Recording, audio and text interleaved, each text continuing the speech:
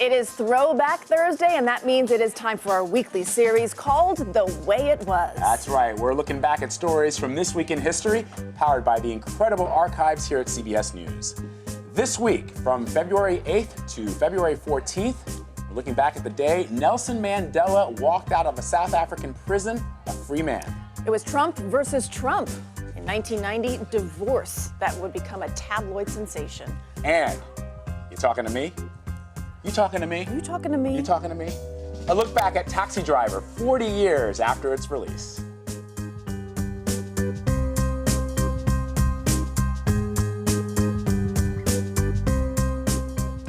We begin 26 years ago today with the end to Nelson Mandela's nearly 3 decades behind bars.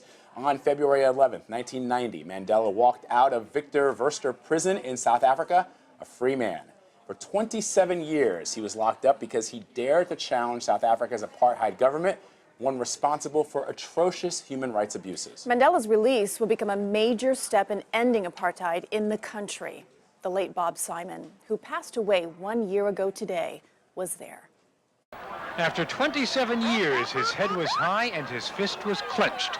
Nelson Mandela walked out of Victor Verster prison today like a chief of state, flanked by his first lady and by the men who'd been hired to protect him.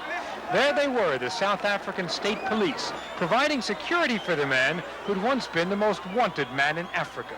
The ANC flag, illegal until 10 days ago, was everywhere, taunting the pale blue cloudless skies of Cape Town. The Mandela limousine was a beat-up Toyota. The motorcade had to change plans several times because the approaches to Cape Town were jammed. Hundreds of thousands had come to town, a throbbing crowd in the relentless sun. They turned the central square called Grand Parade into a dance floor, and they waited. They draped the ANC banner over the mayor's balcony of City Hall, another picture for the books of this decade of disbelief, and they waited. Many fainted from excitement and exhaustion, and then the dance turned into a stampede. Demonstrators overran the press stands. There was looting, there was vandalism. The government insisted it would release Mandela into dignity, but by giving his organization less than 24 hours notice, it created the conditions for chaos. Police moved in to restore order and opened fire on the people, indiscriminately and often. People replied by hurling bottles. Police opened fire again, volley after volley of buckshot. After each barrage, first aid units came running into the arena to clear one round of wounded to make room for the next. At least 2 people were reported dead tonight. Hundreds were injured. The violence only stopped when suddenly, without warning, Nelson Mandela appeared on the steps of City Hall. I greet you all. Mandela's last public appearance on his first day of freedom was at a small reception hosted by the mayor of Cape Town, where he thanked his friends for their support. When we close our lives, we will sleep permanently with a smile across our faces. Amanda. Nelson Mandela, tall, trim, stately, and elegant. One word used by many to describe him today was presidential. Bob Simon, CBS News, Cape Town. Madiba, as his supporters called him, went on to serve as South Africa's first black president from 94 to 99. Mandela passed away in 2013 at the age of 95. Turning now to our Throwback 3. That's a quick look at some of the other noteworthy stories from this week in history. 13 years ago today, Vice President Dick Cheney shot his hunting buddy in the face. Look at that headline. Duck, it's Dick. Cheney was quail hunting with Harry Whittington in Texas when he accidentally fired his shotgun, not realizing it was pointed at Whittington. Well, needless to say, this was an embarrassing distraction for the White House. Cheney called it one of the worst days of his life. Thankfully, Whittington did recover from his wounds. And on February 13th, 1984, a new page was written in the royal family fairy tale when Buckingham Palace announced Princess Diana was pregnant with her 2nd child. It was front page news in London and all across the UK. The odds at the time were set 4 to 5 on a girl, even money on a boy 50 to 1 against twins. Of course, it was a boy. Prince Harry was born on September 15th of that year. Ladies and gentlemen, the Beatles.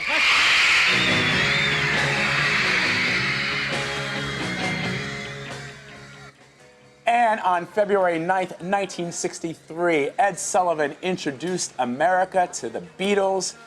The band played I Want to Hold Your Hand to a screaming crowd, completely overcome with Beatlemania. Kristine, an estimated 73 million people tuned in to watch. You don't get those kind of numbers anymore. No, you 73 don't. million people watching one thing at the same time. Amazing. Ed and Sullivan. The screams. I love it. Deafening, love it. deafening. You see some still pictures from that night too, and the girls in the audience. I mean, it's like they were going absolutely crazy. No one had ever seen anything like this since before that Elvis Presley and before that Frank Sinatra. Incredible. All right, we love to celebrate great moments in film here at CBSN, and this week is a special one for you movie buffs. Everyone who loves movies will know this.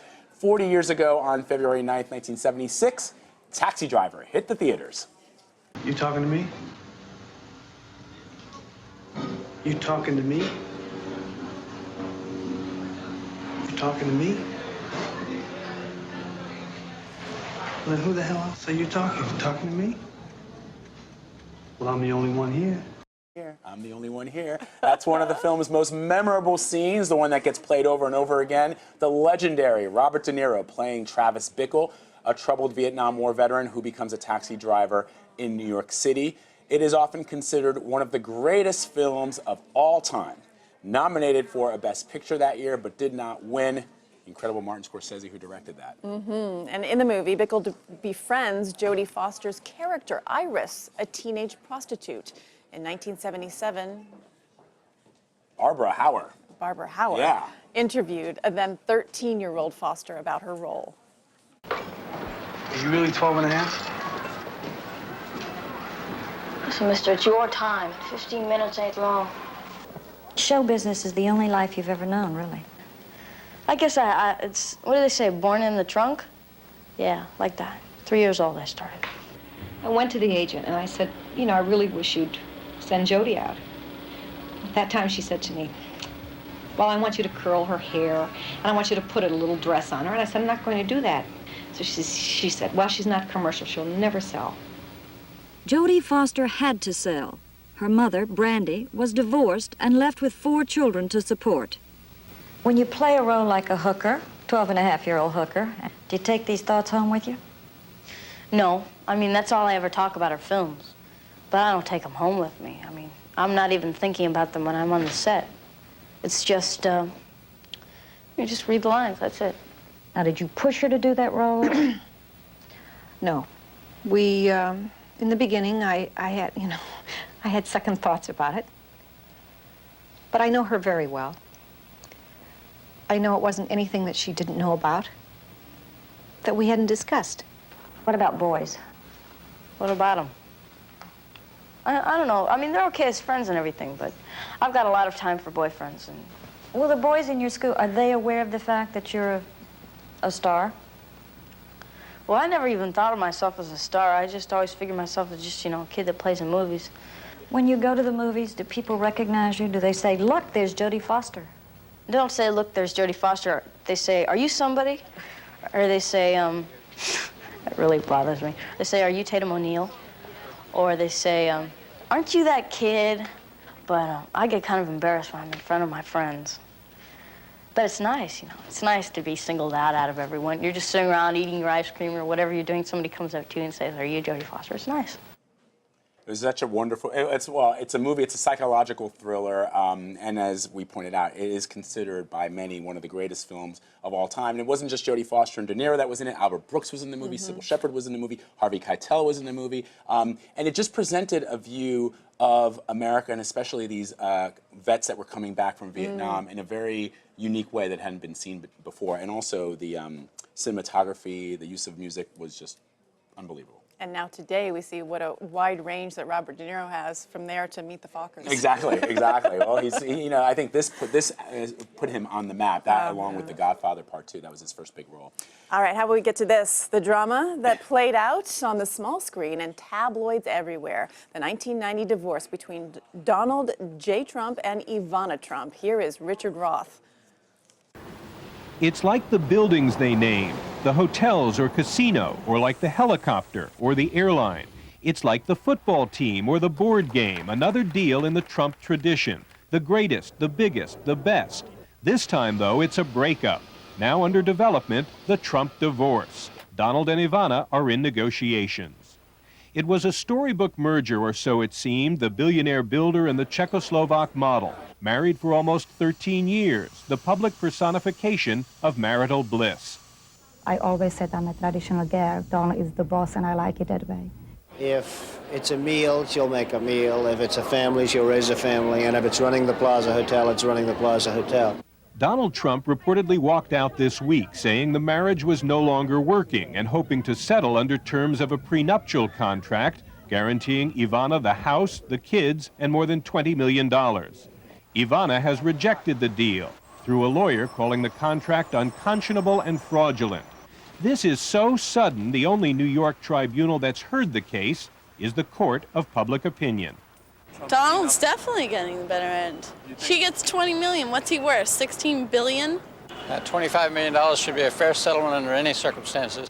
It's not just a marriage that's on the line, it's Donald Trump's reputation as a deal maker in a business he'll find brand new.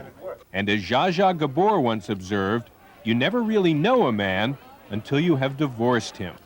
Richard Roth, CBS News, New York. It took more than a year for the divorce battle to end, and it was all very public. It's estimated Donald Trump ended up paying Ivana $14 to $20 million. She's also got a mansion in Greenwich, Connecticut. And now he's running for president. Now he's running for president. That will do it for this week's edition of The Way It Was. For now, we'll leave you with our retro moment of the week, just in time for Valentine's Day. Yes, it is David Browning's 1987 report on people eager to learn how to flirt. I already know how to do that. We are told there is a new romanticism afoot in the land. Casual encounters at gyms or singles bars are out. Commitment and marriage are in. So what are these folk doing? We have been flirting since the first day we coyly goo-gooed at Mommy and Daddy. They are learning to flirt. Classes in such things are big business these days. My name's John, I'm single, and I'm tired of being single. Flirting in Washington.